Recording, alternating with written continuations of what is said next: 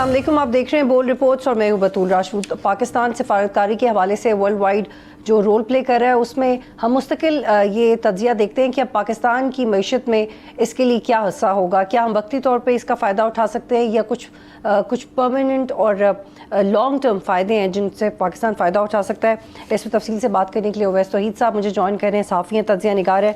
उवैस साहब, पाकिस्तान और कतर की जो सालिसी से स्विट्ज़रलैंड में मुज़ाकरात कामयाब हुए, फिर मुआहदा हुआ और इसके बाद अब ये एक्सपेक्ट किया जा रहा है कि जो जीसीसी ममालिक हैं उनके हवाले से भी शायद अमेरिका का कॉन्फिडेंस शेक होगा। तो आपको लगता है कि वो जो गैप पहले माजी में हुआ वो अब फिल हो सकेगा? क्योंकि ये भी कहा गया रूबियो ने कि we are not going to do anything that undermines the security of our allies. तो आपको लगता है कि जो सारे कंसर्न्स थे वो इस मुआहदे के बाद एड्रेस हो चुके हैं? शुक्रिया बतूल। देखिए, मैं समझता हूँ कि सबसे बड़ी बात तो ये कि दो ममालिक जिनके दरमियान 47 साल की राइवलरी हो, हॉस्टिलिटीज हो, जंग हो, के दरमियान अप्रैल 8 तारीख से एक सीज फायर कराना, पाकिस्तान ने उस डिप्लोमेटिक एफर्ट को लीड किया। हमने 11-12 तारीख को देखा इस्लामाबाद के अंदर सबसे तारीख में सबसे बड़ा हाई लेवल इन पर्सन जो मीटिंग थी यूएसए की। तो जाहिर बात है कि पाकिस्तान का जो प्रोफाइल है उसकी जो अपग्रेड हुआ है पूरी दुनिया के स्टेज पर, वो उसका आगाज गुज़िश्ता साल पाकिस्तान की अफवाज की जो कामयाबी थी इंडिया के खिलाफ, वहाँ से शुरू हुआ। और आप देखिए कि Pakistan has found itself in a unique position where it enjoyed the trust of Washington, Iran, और वो आखिरी वक्त तक रहा डिस्पाइट कि इजराइल स्पॉइलर का किरदार अदा करता रहा और मुस्तकबिल में ये किरदार अदा करता रहेगा। गल्फ स्टेट जो एक पार्टी बन गए थे इस जंग के दौरान, उन्होंने अपना ट्रस्ट डाला और पाकिस्तान की झोली में, और पाकिस्तान को ही लीड करना पड़ा। और वो आखिर जब सारे लोग बहुत ही पेसिमिस्टिक थे कि ईरान का जो है डेलीगेशन क्या स्विट्जरलैंड में आएगा नहीं आएगा, क्या ये मुआहदा जो 14 नुकाती मुआहदा है इस पे दस्तखत होंगे, दस्तखत भी हुए। डोनाल्ड ट्रंप ने वर्साई पैलेस के अंदर जहाँ पे वो G7 में शिरकत के लिए गए थे वहाँ पे दस्तखत किए। दस्तखत करने का मतलब है कि उन्होंने ओनरशिप ली, और साथ में जो है सदर मसूद पेज़ेशकान ने, पाकिस्तान के वजीर आजम, इतना बड़े लेवल पे उसकी सिग्नेचर उसके इलेक्ट्रॉनिकली हुए। और फिर बगन स्टॉक जिस तरह आप कह रही हैं कि वहाँ पे जिस तरह कामयाबी से ये मामला तय पाया, जाहिर बात है कि अभी भी हर्डल्स हैं। और जिस तरह आपने दो बड़ी हर्डल्स मुस्तकबिल में होंगी, एक तो होगी स्ट्रेट ऑफ हॉर्मस या अपना हॉर्मस की जो मैनेजमेंट है उसके हवाले से, क्योंकि ईरान उस पर मुस्तकिल तौर पर अपनी रेगुलेशन चाहता है। और दूसरा जो मैं समझता हूँ कि वो इजराइल और ईरान के दरमियान जो अगली जंग होगी वो लेबनान के फ्रंट पे होगी, जहाँ पे इजराइल ने इलीगली ऑक्यूपाई किया हुआ है और एक प्रिटेक्स्ट लिया हुआ है कि हिजबुल्लाह के खिलाफ वो अटैक कर रहे हैं। तो एक चौथाई हिस्सा जो लेबनान का है उसको इलीगली ऑक्यूपाई किया हुआ है इजराइल ने। और इजराइल, जाहिर बात है कि नेतन्याहू चाहते हैं कि अक्टूबर में जो उनके इलेक्शंस हैं वहां पर उनको कामयाबी हो और एक परपेचुअल वॉर या कॉन्फ्लिक्ट हो। लेकिन मिडल ईस्ट के अंदर, जिस तरह आप भी जिक्र कर रही थी बतूल अपने इब्तिदाई में, मिडल ईस्ट के अंदर जो रिकैलिब्रेशन होगी वो तो it's writing on the wall कि रीअलाइनमेंट होगी, और जो सिक्योरिटी पैराडाइम शिफ्ट है वो भी होगा। जो गल्फ स्टेट्स हैं उनको वो एतमाद अब अमेरिका पे नहीं रहा है, और इसी वजह से डोनाल्ड ट्रंप और जेडी वांस जो देखिए कि इतनी बड़ी अनप्रेसिडेंटेड तनकीद का निशाना बनाया उन्होंने इसराइल को, क्योंकि इसराइल के इंटरेस्ट। तो सब आपको ये लग रहा है कि जिस एतमाद की बहाली हम खलीजी ममालिक के साथ बात कर रहे हैं वो आपको मुमकिन नज़र नहीं आता, और जो मुआशी हिकमत अमली अगर नई बनेगी तो उसमें अमेरिका का इतना रोल नहीं होगा बल्कि दूसरे ममालिक शामिल हो सकते हैं? आप जिस रीअलाइनमेंट को एड्रेस कर रहे हैं उसमें अमेरिका का पोर्शन कम नज़र आता है आपको? नहीं, देखिए, अक्सर तौर पे तो अमेरिका जो है वो जाहिर बात है कि नहीं निकाला जा सकता। कोई 14-15 उनके फौजी अड्डे हैं, बहुत बड़े अड्डे पूरे गल्फ स्टेट्स के अंदर है, वो भी खत्म नहीं हो सकते। जो ईरान की ख्वाहिश है कि वहां से वो अपने सारे अड्डे खत्म कर दें, नहीं हो सकता। اور لیکن ہاں یہ ضرور ہے کہ جو سیکیورٹی امبریلا تھی جو hundred of billion dollars golf state دیتے تھے امریکہ کو، اس کے اندر فریکچرنگ ہوئی ہے، اس میں پنکچر ہوا ہے، وہ بھی اس جنگ کے جو نتائج ہوئے ہیں، جو فیوریبل ہوئے ہیں، اسٹریٹجک وکٹری جو ایران کی ہوئی ہے اس میں، تو میں سمجھتا ہوں کہ اسی وجہ سے ڈونلڈ ٹرمپ نے یہ معاہدہ کیا، اسی وجہ سے وہ باعزت طور پہ اس جنگ سے فرار چاہ رہے تھے. اس کی اور بھی وجوہات تھیں، ان کی ڈومیسٹک پالیٹکس تھی، لیکن ایک گلف اسٹیٹس کے اندر، عرب ورلڈ کے اندر جو جیو اسٹریٹجک انفلوئنس تھا امریکہ کو، اس کو جھٹکا پہنچا تھا. اور ڈونلڈ ٹرمپ نہیں چاہتے کہ وہ چائنا کے فولڈ میں یہ گلف اسٹیٹ جو بڑھتا ہوا انفلوئنس ہے اس ریجن کے اندر، عرب ورلڈ کے اندر، اس کے اندر یہ نہ بہ جائیں اور اس کے اندر نہ مستقل طور پہ چلے جائیں. تو میں سمجھتا ہوں کہ یہ جو جیو اسٹریٹجک کھینچا تانی ہے یہ رہے گی، لیکن ساتھ ساتھ میں یہ جو معاہدہ ہے یہ ایک بہت ایک جو کنٹمپرری ہسٹری کے اندر یہ ڈپلومیسی کی جو تاریخ ہے اس میں لکھا جائے گا، جو پاکستان نے کردار ادا کیا ہے ایران اور امریکہ کے درمیان جو ثالثی کا.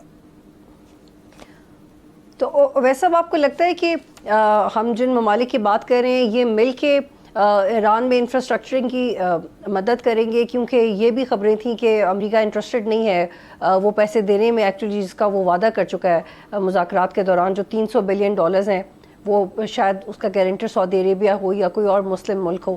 تو یہ کیسے ممکن ہوگا کہ یہ پیسے ایران تک پہنچیں؟ کیونکہ جو فروزن ایسیٹس ہیں اس کے بارے میں بھی آلریڈی امریکہ کہہ چکا ہے کہ وہ ہم پروڈکٹس لیں گے ایران کی، تو ہم نہیں دیکھ رہے کہ ایک فلو آف منی ہو جو کہ ایران ایکسپیکٹیشن لگا کے بیٹھا ہوا تھا کہ وہ پیسے انہیں واپس ملیں گے. نہیں دیکھیے، ظاہر بات ہے کہ جو پس پردہ جو بات چیت ہوئی ہے بند کمرے کے اندر، اس کے اندر تو لین دین ہوئی ہے اور ایران کو بہت بڑا ایڈوانٹیج ہوا ہے. ایران کو دیکھیے 100 سے $120 بلین کے جو ان کے منجمد اثاثے ہیں ان کی انفریزنگ کی بات ہو رہی ہے، اس میں کنڈیشن لگا رہے ہیں. امریکہ ظاہری بات ہے اپنی کانسٹیٹوئنسی کو ایڈریس کر رہا ہے ڈونلڈ ٹرمپ اور جے ڈی وانس اور جیریڈ کشنر یا اسٹیو وٹکاف جو مذاکرات کار تھے اس پورے معاہدے کے دوران، اور وہ یہ کہہ رہے ہیں کہ جی صرف وہ امریکن فارمرز کو کہہ رہے ہیں کہ جی آپ کی جو پروڈکٹس ہیں وہ ایران خریدے گا. ظاہر بات یہ ممکن نہیں ہوگا، وہ چہرہ امریکہ سے خریدے گا.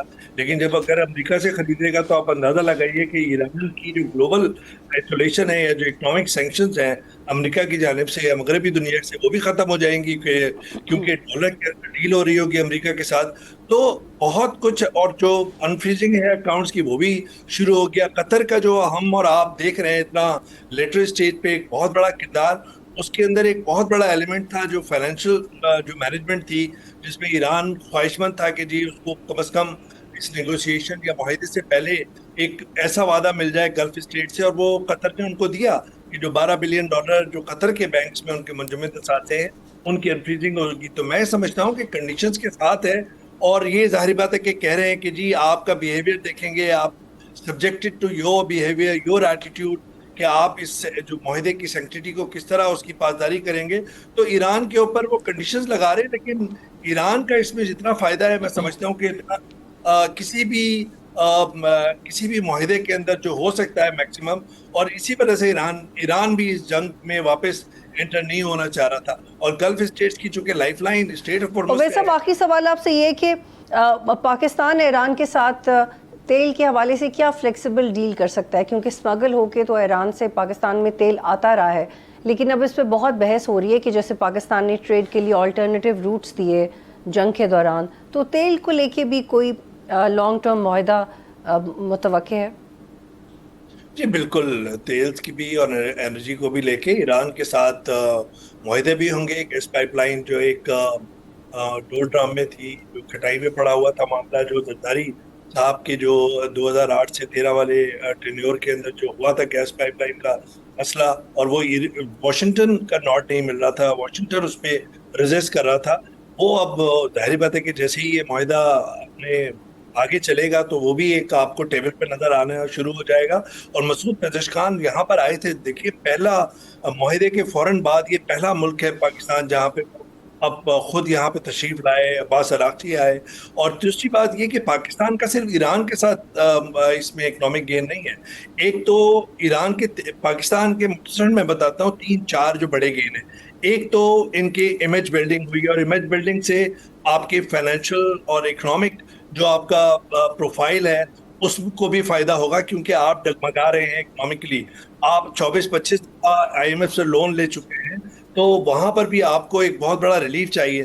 دوسرا جو پاکستان اور سعودی عرب کا میوچل ڈیفنس پیکٹ ہے، اس کے تحت آپ دیکھیں کہ وہاں پہ آرمی کی ڈپلائمنٹ ہوگی، اور وہاں پہ ویسا پریسائزلی یہ بتائیے گا کہ پاک ایران گیس پائپ لائن پہ چونکہ پاکستان جو بیشتر کنسٹرکشن ہے وہ کر چکا ہے، اور جو قطر سے LNG لیتے ہیں اس کے اوپر بھی پاکستان نے کنسیڈریبل کام کیا ہوا ہے، لیکن جو کچھ کام پینڈنگ ہے اس کے لیے بہت پیسہ چاہیے.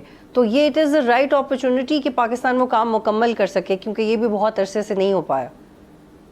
جی پاکستان تو بالکل کرے گا، اور جو ابھی مذاکرات ہوئے اس میں یہ بات چیت بالکل ایجنڈے پہ شامل تھی. اور دوسرا آپ دیکھیے گا کہ کراچی پورٹ اور گوادر پورٹ کی ڈیولپمنٹ، اور اس کو چابہار اور بندر عباس سے ملانا ہے. اور پھر آپ دیکھیے گا کہ یہ 4 پوائنٹ جو ہیں یہ صرف پاکستان، ایران یا افغانستان اور بیونڈ سینٹرل ایشیا اور اس کے بیونڈ بھی یہ جائیں گے. تو مستقبل میں اگر پاکستان نے اپنے کارڈ صحیح کھیلے اور ایران کا یہ معاہدے کی پاسداری رہی، تو میں سمجھتا ہوں کہ پاکستان کے لیے بہت بڑا گین ہے، ان کے امیج کے لیے اور ان کے اکنامک گین کے لیے بھی، اس پورے ریجن کے. بہت شکریہ اویس توحید صاحب، جوائن کر رہے تھے. یہاں پہ ایک بریک لیں گے، پھر واپس آتے ہیں.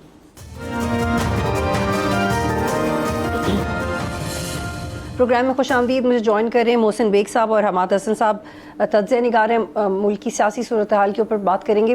محسن صاحب، گزشتہ دنوں سوشل میڈیا کے اوپر بھی بحث ہو رہی ہے اور اس کے اوپر کالمز بھی لکھے جا رہے ہیں کہ وزارتوں میں کچھ چینج آ سکتا ہے، اور ہم سنتے تو رہے ہیں کہ ایک پیج بہت سٹرونگ ہے، لیکن اب شاید پرفارمنس کے اوپر کچھ ریزرویشنز ہیں.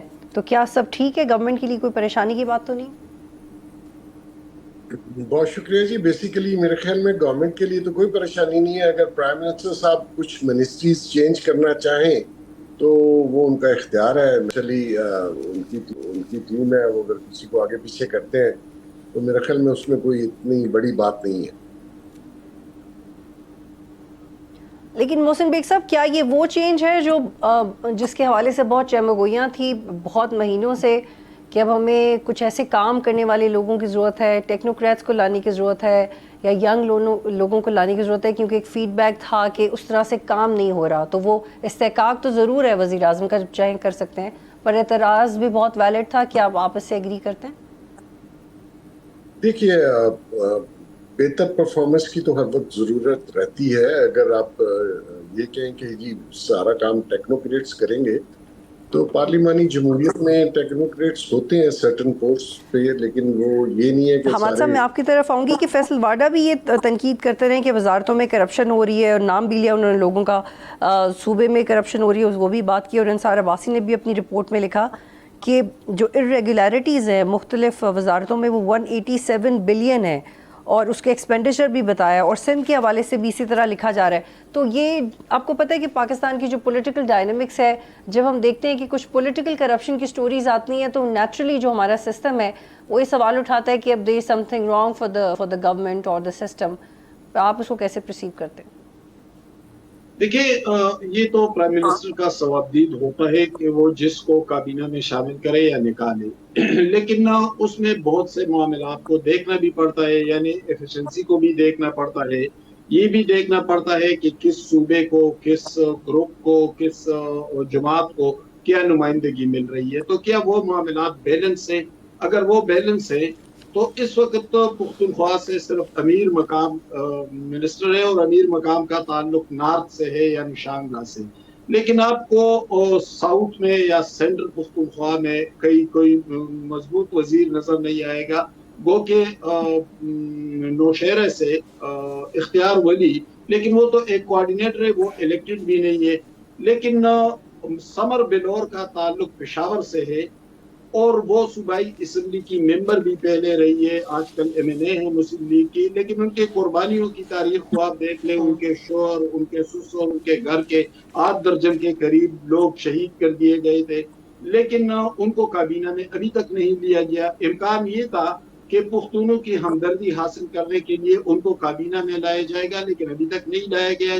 دوسری طرف آپ دیکھیں، ہارون اختر سے بلال اظہر قیانی تک کے لوگ کابینہ میں شامل ہیں، لیکن ان کی کارکردگی کیا ہے؟ کیا ان کے حوالے سے کوئی ایسی پرفارمنس سامنے آئی ہے جس نے مملکت خداداد کو کوئی فائدہ پہنچائے؟ تو یہاں پر معاملہ یہ ہے کہ جو میں سمجھتا ہوں کوئی بیلنس نہیں ہے. کابینہ کی تشکیل جو ہوئی تھی اور وہ یہ کئی سال پہلے ہوئی تھی، تو اس میں اب وقت آ گیا ہے کہ بدلتے ہوئے حالات کے تناظر میں اس میں تبدیلیاں لائی جائے اور ان لوگوں کو سامنے لایا جائے جن کے عوامی رابطے مضبوط ہو، کیونکہ حکومت کو مقبولیت کے حوالے سے مشکلات کا سامنا ہے. ابھی تک کو مسلم لیگ نون گو کی کئی مرتبہ اقتدار میں رہی، لیکن ان کی مقبولیت کو اس طرح ڈیمیج ہوتے ہم نے پہلے نہیں دیکھا تھا جو اس وقت ہے. محسن صاحب میں سوال اس میں ایڈ کر لیتی ہوں. فیصل واڈا کو کچھ لوگ تو بہت سیریسلی لیتے ہیں جب وہ بات کرتے ہیں، لیکن آپ یو ساؤنڈ کول انف کہ نہیں وزیر اعظم جو کر رہے ہیں وہ سسٹم میں چینج کی بات نہیں ہے، لیکن جو کرپشن رپورٹ ہو رہی ہے محسن صاحب، اس کو لائٹ کیسے لیا جا سکتا ہے؟ اور جو پاکستان کے اس وقت امپریشن بن گیا، ادارے کیوں چاہیں گے کہ اب اس طرح کی کہانیاں سامنے آئیں اور ہم ڈومیسٹکلی سفر کریں؟ بیسیکلی کرپشن تو پاکستان میں بہت ہی نارمل سی چیز ہے. پوری قوم ہی اس کام پہ لگی ہوئی ہے. صرف وہ نہیں لگا جس کا ہاتھ نہیں پڑ رہا، ورنہ تو کوئی چھوڑنے والا نہیں ہے. جہاں تک بات آپ نے پہلے کوشچن میں کی تھی پرفارمنس کی، تو نیچرلی پرفارمنس بیسڈ تو بڑا ہی مشکل ہے کہ کون سا وزیر جو ہے وہ اس کی پرفارمنس کیا ہے. لیکن اس کے باوجود اگر پرائم منسٹر صاحب چاہیں اس کابینہ میں رد و بدل کرنا تو نیچرلی ان کا اختیار ہے، اس میں کوئی شک والی بات نہیں ہے. ابھی تو جس کوشچن پہ آپ نے زور دیا تھا کہ جی پولیٹیکلی گورنمنٹ کے لیے کوئی مشکلات ہوں، ایک پیج پہ ہیں یا نہیں ہے، میرے خیال میں ابھی کوئی گورنمنٹ کے لیے کوئی اتنا سنگین مسئلہ نہیں ہے، نہ ہی ان کو کوئی مشکلات ہیں. بجٹ انہوں نے قدرے کچھ پریویس بجٹوں سے بہتر دیا ہے، تو لہٰذا ابھی تو میں سمجھتا ہوں کوئی ایسی بات نہیں ہے ان کے لیے پریشانی. ٹھیک. اور محسن صاحب جو بجٹ پیش ہوا ہے اس کے بعد آپ کو لگتا ہے کہ گورنمنٹ کے پاس بہت آپشن تھی کہ وہ کچھ ایسے اقدامات کرتی جیسے سیلری کلاس کو ریلیف دیا، پھر ایکسپورٹس کے اوپر اور ریٹیلز اور کنسٹرکشن سیکٹر کے اوپر انہوں نے بڑے ٹیکسز ختم کیے، لیکن اپنا ایکسپینڈیچر کم نہیں کیا، اپنے لاسز کم نہیں کیے، ایکسپینشنری بجٹ تھا. اب یہ بہت تنقید ہو رہی ہے کہ یہ سب سے پہلے یہ کرتے، باقی چیزیں بعد میں کرتے، اپنی کابینہ کم کریں، اپنا ایکسپینڈیچر کم کریں. یہ بہت اعتراض ہے مقتدرہ کو گورنمنٹ کے اوپر. دیکھیے دو اپروچز ہوتی ہیں. ایون آپ اپنے گھر کا بھی جب بجٹ بنائیں تو دو چیزیں آپ ذہن میں رکھتے ہیں. یہاں آپ کے اخراجات تو روز بروز بڑھیں گے نیچرلی، اتنا بڑا ملک ہے، کابینہ بھی ہے، پولیٹیکل پریشرز بھی ہے، آپ نے سب کو اکوموڈیٹ بھی کرنا ہے. تو دوسری چیز یہ ہوتی ہے کہ آپ اپنی انکم بڑھائیں. نیچرلی پاکستان میں 1 یا 1.5% لوگ ٹیکس دیتے ہیں، تو اس سے ملک چلتا نہیں ہے. تو گورنمنٹ کو اپنے ذرائع انکم جو ہے وہ بڑھانے کی اوپر زور دینا چاہیے. بیسیکلی اخراجات اگر بڑھ رہے ہیں تو میں نہیں سمجھتا ناجائز نہیں ہونا چاہیے، لیکن ادروائز جو بھی ڈے بائی ڈے ایکسپینڈیچر ہیں، آپ کا ترقی پذیر ملک ہے، آپ کو یہ بھی بجٹ چاہیے، آپ کو ڈیولپمنٹ کے اخراجات ہیں، تو انکم پہ زیادہ زور دینا چاہیے. باقی یہ جو کفایت شعری ہے وہ آپ نے دیکھ ہی لی ہے. اگر وہ آپ نے کہا جی دکانیں اور ریسٹورنٹس 8-10 بجے بند ہوں گے، اس سے کوئی فرق نہیں پڑتا. تو آپ کو انکم اپنی بڑھائیے، ٹیکس نیٹ بڑا کیجئے، پھر آپ کو کوئی اخراجات لگیں گے نہیں. ٹھیک ہے. محسن بیگ صاحب میرے ساتھ ہی رہے گا. ہمارا آپ کو لگتا ہے کہ یہ چینجز، پہلے تو بتائیں کہ کس طرح کی چینجز آ سکتی ہیں؟ پرائم منسٹر نے کچھ لسٹیں بھی منگوائی ہیں، وہ چینجز کس طرح کی ہو سکتی ہیں؟ فائنانس منسٹری کے حوالے سے ہم بڑا سن رہے تھے، ہم نے سوال بھی پوچھا، ہمیں بتایا گیا کہ کوئی چینجز نہیں آ رہی. تو کس طرح کی چینجز آپ ایکسپیکٹ کر رہے ہیں؟ اور ایک سوال میں آپ سے جاننا چاہ رہی ہوں کہ اگر گورنمنٹ کے لیے کوئی مشکل نہیں ہے تو جو گورنمنٹ کا ووٹ بینک ہے وہ پھر پورے صوبوں میں کیوں نہیں پھیلا؟ کے پی میں کیوں نہیں پھیلا؟ سندھ میں وہی پیپلز پارٹی کا اسٹرانگ ہولڈ ہے، کے پی میں ایک پی ٹی آئی کی ایک حد تک سپورٹ ہے، پھر چھوٹی جماعتیں ہیں. تو اگر یہ بہت بہترین پرفارم کری ہوتی گورنمنٹ تو وہ ایک سپورٹ بھی آتی، وہ سپورٹ میں تو انکریز نہیں ہوا. پھر ہم کیسے کہہ سکتے ہیں کہ گورنمنٹ کے لیے چیزیں ٹھیک ہیں اور کب تک ٹھیک رہیں گی؟ دیکھیں مسئلہ یہ ہے کہ اس حکومت کی مقبولیت میں اضافہ کیوں ہو یا ووٹ بینک کیوں پھیلے. یعنی حکومتیں چلتی ہیں تو دو چیزیں بہت اہم ہوتی ہیں. ایک معاشی صورتحال کہ آپ کی معاشی صورتحال بہتر ہو, آپ زیادہ سے زیادہ لوگوں کو غربت سے نکالیں, انہیں بہترین زندگی کی طرف لے جائیں, انہیں انسینٹیوز دے, ان کو ریلیف دے دے عوام کو. وہ کہاں سے ملا ہے؟ اور جو فائنینس منسٹر ہے, کیا ان کا تعلق مسلم لیگ نون سے ہے یا وہ ان کو جواب دہ ہے؟ ایک بات تو یہ. دوسری امن و امان کی صورتحال ہوتی ہے کہ ملک میں امن و امان کی صورتحال بہتر ہو, فضا سازگار ہو, لوگ پرسکون ہو, انڈسٹری لگے اور معاشی صورتحال بہتر ہو جائے, اسی سے منسلک ہوتے ہیں معاملات. لیکن امن و امان کے ذمہ دار محسن نقوی ہیں. تو کیا محسن نقوی مسلم لیگ نون کے ہیں؟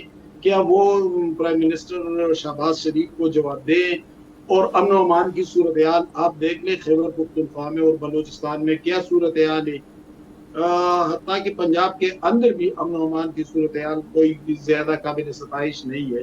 تو جب ان دو چیزوں پر حکومت قابو بھی نہیں پا رہی ہے, جب یہ دونوں معاملات حکومت کے ہاتھ میں بھی نہیں ہے, تو پھر ووٹ بینک کہاں سے پھیلے, مقبولیت میں اضافہ کیسے ہو؟ یہ جو حکومت کی مخالفت ایک سطح پر موجود ہے, طاقتور مخالفت, تو اس کی بڑی وجوہات یہی ہے کہ نہ وہ معاشی طور پر کوئی ریلیف دے سکے عوام کو, نہ وہ امن و امان کی صورتحال کو, گورننس کو بہتر بنا سکے, کیونکہ دونوں وزراء بھی ان کے نہیں ہے. ایک اور زاویے سے بات کرنا چاہ رہی ہوں آپ سے, کہ ایک اور زاویے سے حماد صاحب بات کرنا چاہ رہی ہوں. عمران خان اور بشریٰ بی بی بیرسٹر سیف سے ملنا چاہتے ہیں, کیوں ملنا چاہتے ہیں, اور کیا یہ ملاقات ہو پائے گی؟ کیونکہ پہلے جب پی ٹی آئی میں جو پیورلی پولیٹیکل لوگ ہیں انہوں نے بھی ٹرائی کیا تو ان کو بھی اجازت نہیں ملی, کیونکہ ان کے کولیگز نے ان کے لیے مسائل بنائے. تو اب آپ کو کیوں لگتا ہے کہ یہ ملاقات ہو جائے گی, اینڈ وائی بیرسٹر گوہر؟ بطول میں آپ کو بیرسٹر بریکنگ سیف. دوں گا اس سوال پہ. دیکھیں, بیرسٹر سیف کا تعلق بنیادی طور پر گنڈاپور گروپ سے ہے.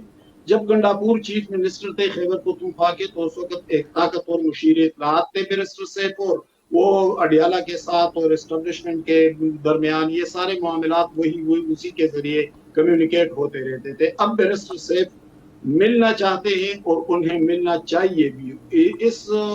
اگر اس ملاقات سے امکانی طور پر ہم بات کر سکتے ہیں کہ عمران خان اور بشریٰ بی بی کو کوئی نہ کوئی ریلیف مل بھی جائے گا, لیکن ان کو ملنے کون نہیں دے رہا ہے. دیکھیں, خیبر پختونخوا میں سہیل افریدی کی حکومت کو بغاوت کا سامنا تھا, 35 ممبران ناراض تھے, لیکن آج وہ 35 ممبران کہاں ہیں؟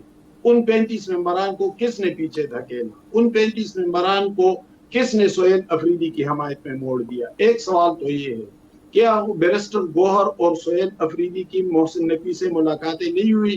تسلسل کے ساتھ ملاقاتیں ہوئی, اب بھی ملاقاتیں جاری ہے, اب بھی رابطہ بحال ہے. تو گویا میں تو بحیثیت صحافی یوں سمجھ رہا ہوں کہ بیرسٹر سیف کو ملنے اپنے پارٹی کی طرف سے نہیں دیا جا رہا ہے, کیونکہ پہلے جب گنڈاپور چیف منسٹر تھے خیبر پختونخوا کے, ٹھیک تو ہے, اسی طرح کی حماد صاحب آپ میرے ساتھ رہیے گا. محسن بیگ صاحب, آپ بتائیں کہ اگر یہ ملاقات ہو جاتی ہے, اگر ہم ایزیوم کر لیں کہ یہ ملاقات اگر ہو جاتی ہے, تو اس میں نیا کیا ہوگا؟ کیونکہ ملاقاتیں پہلے بھی ہوتی رہی ہیں, کچھ مانی گئی ہیں, کچھ نہیں مانی گئیں. تو کیا یہ ملاقات گیپ کو ختم کرنے کے لیے ہوگا, اور ایک ریئلائزیشن آ گئی ہے پی ٹی آئی میں بھی اور گورنمنٹ میں بھی کہ کسی بھی طرح بات چیت کو آگے بڑھائیں؟ بات چیت تو اس مسئلے کا حل صرف بات چیت میں ہے. پی ٹی آئی نے یا ان کے جو بانی ہیں اور باقی لوگ ہیں, انہوں نے لڑائی دھمکی اور جلسہ جلوس اور ریلیز اور جو بھی انہوں نے 9 مئی کو کیا, 26 نومبر کو کیا, یہ ساری چیزیں وہ کر کے دیکھ چکے ہیں.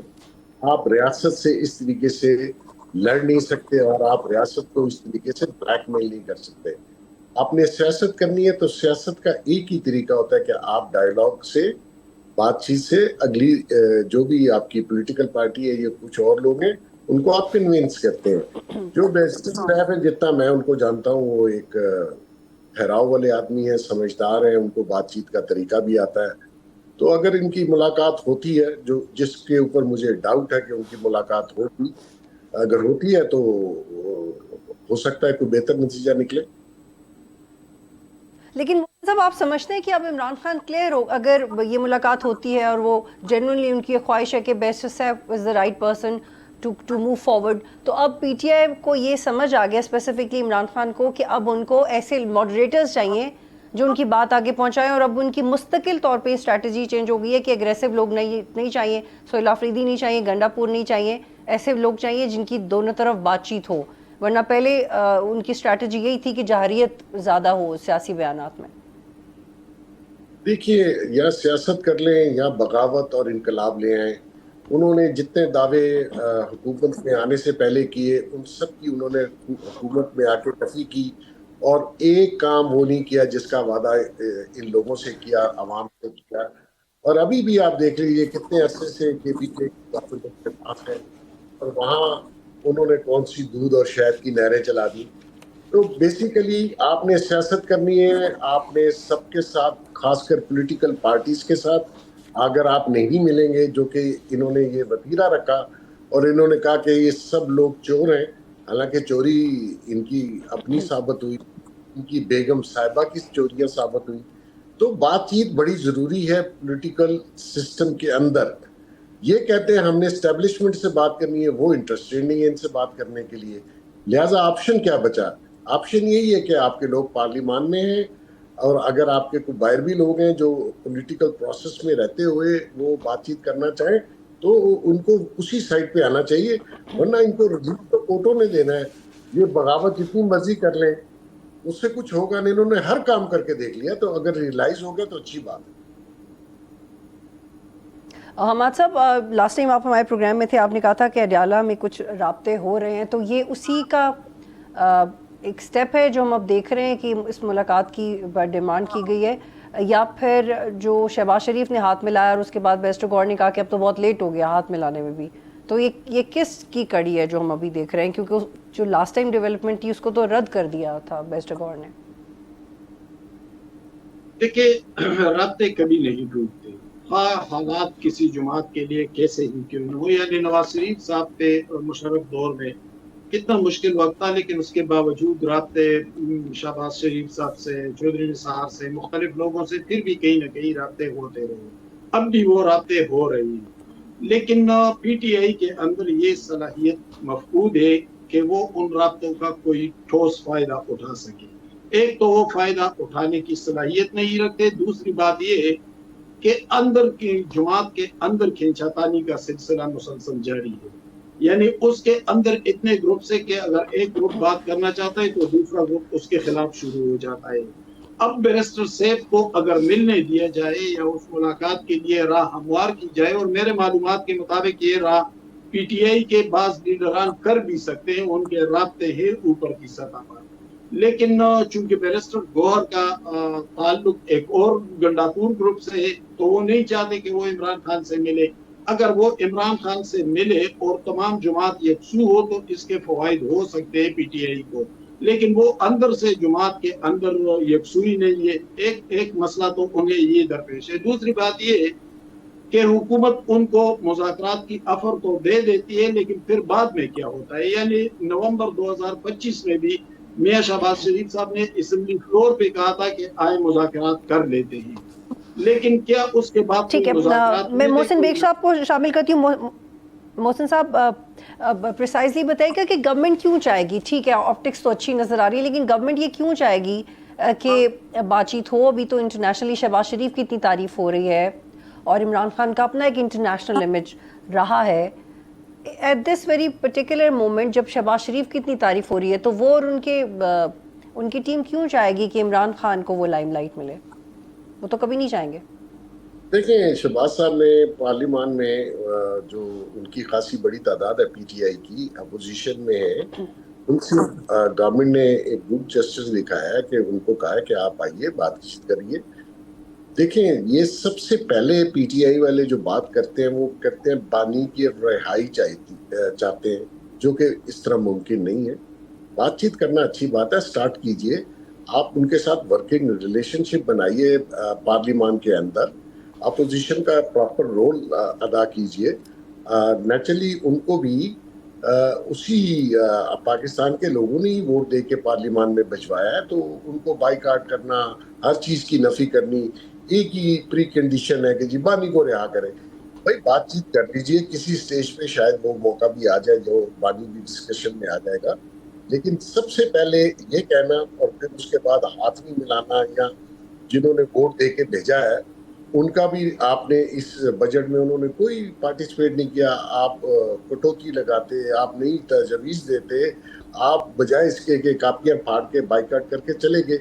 تو مقصد یہ کہ بات چیت تو اچھی بات ہے، آپ کریں، سٹارٹ کریں، کہیں جا کے آگے اگر کانفیڈنس بلڈنگ ہوتی ہے تو کہیں وہ بھی بات شاید ذکر میں آئی.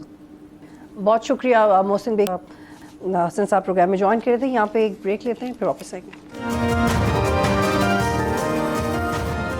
پروگرام میں خوش آمدید. مجھے جوائن کریں طاہر حجاز صاحب، اکانومی پہ بہت زبردست بات کرتے ہیں. بہت شکریہ حجاز صاحب، آپ جوائن کریں.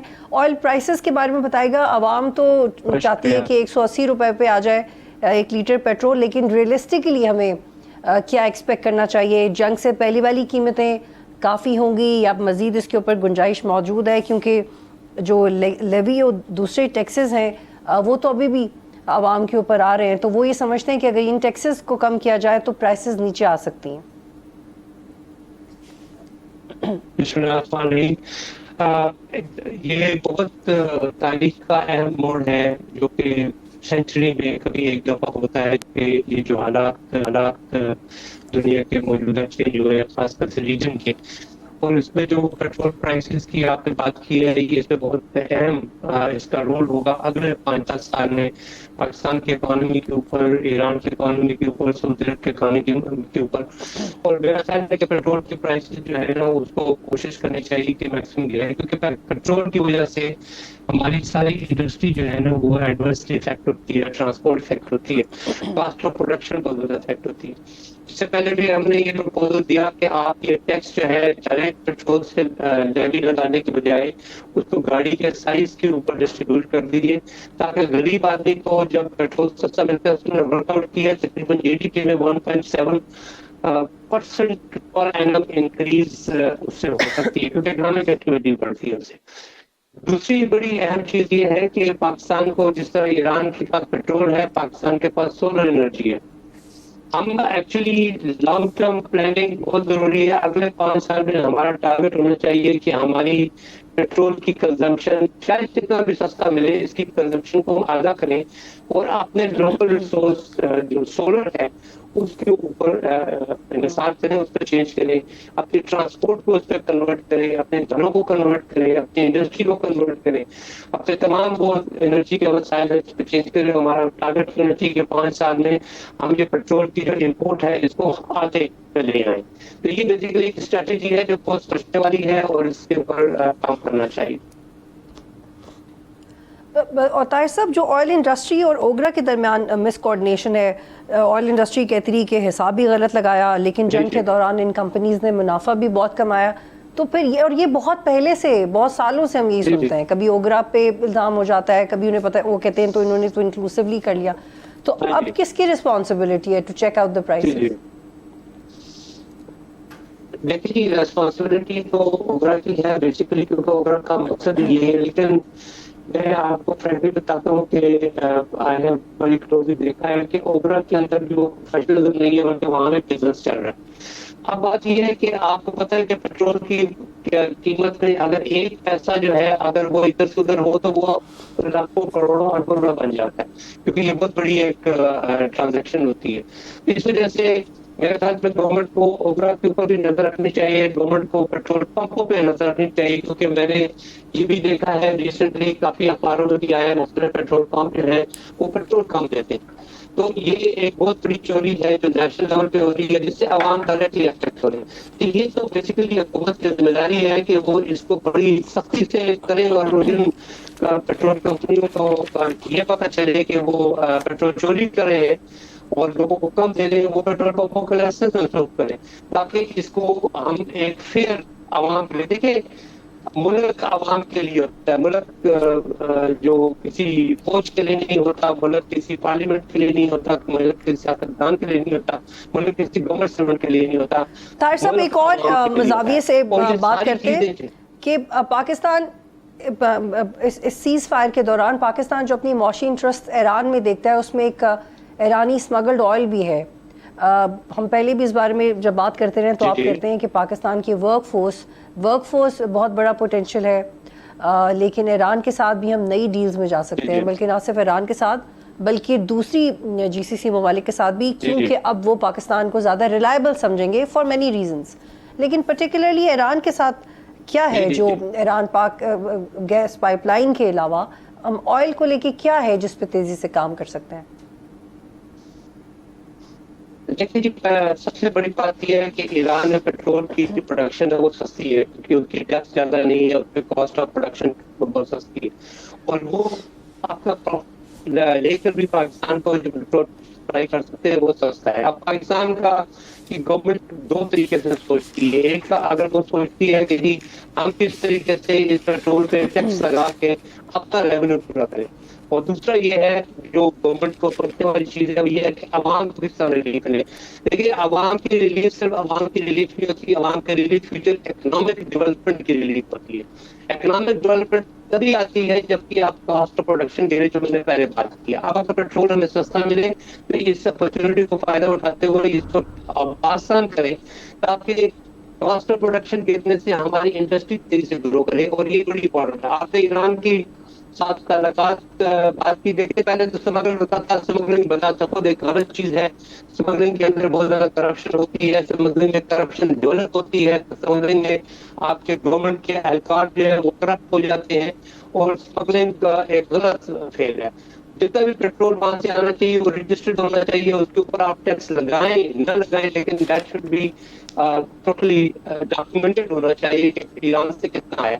तो हमारे एक वाली बात ये है कि जिस तरह हमने चमन से और वाघा बॉर्डर को काफी अच्छी तरीके से इम्प्रूव किया, इस तरह ईरान के साथ जो हमारे 3-4 मेजर चैनल्स आते हैं, रास्ते आते हैं, उनके कस्टम के सारे निजाम को बहुत अच्छे तरीके से देखना चाहिए और बनाना चाहिए, ताकि वहां से लीकेज जो है और ये जो वो करप्शन है अपनी स्मगलिंग की, ये खत्म होनी चाहिए।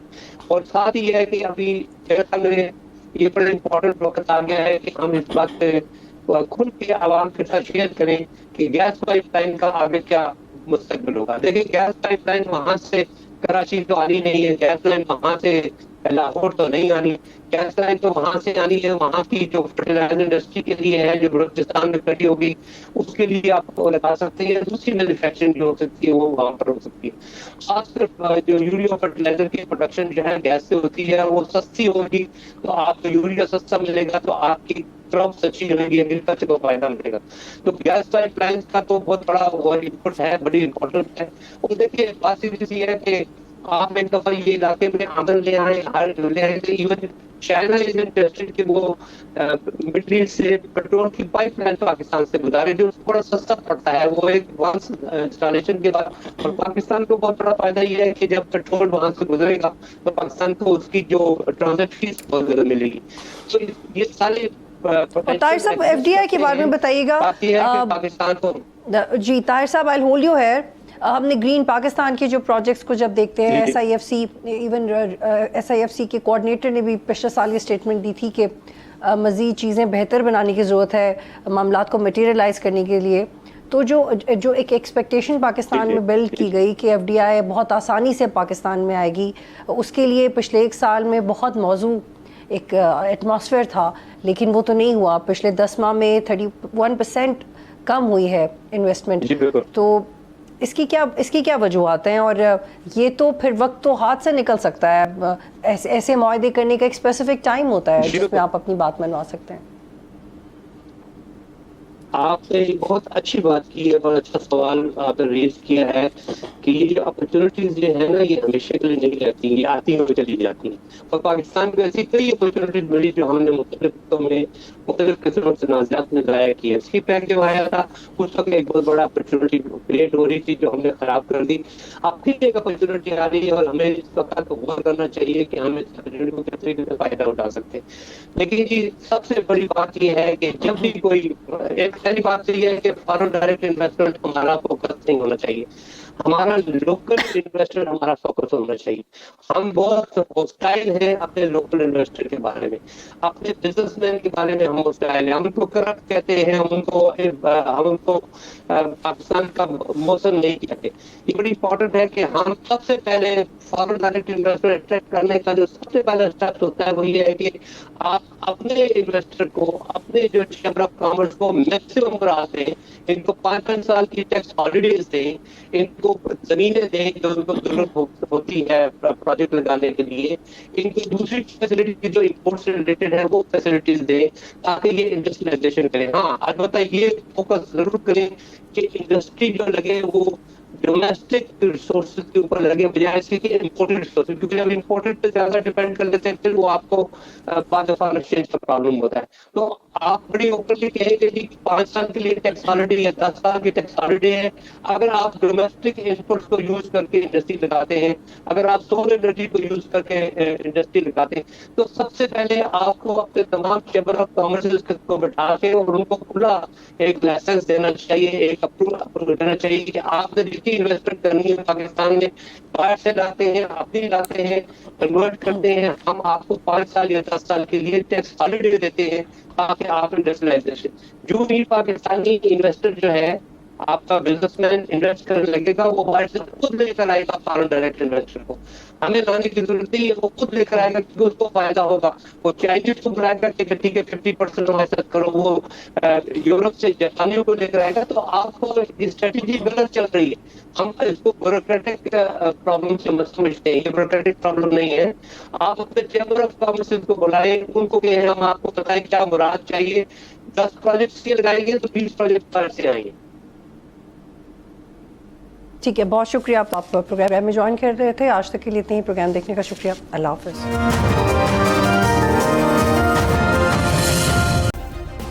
سبسکرائب کریں اور بیل دبائیں تاکہ کوئی خبر رہ نہ جائے.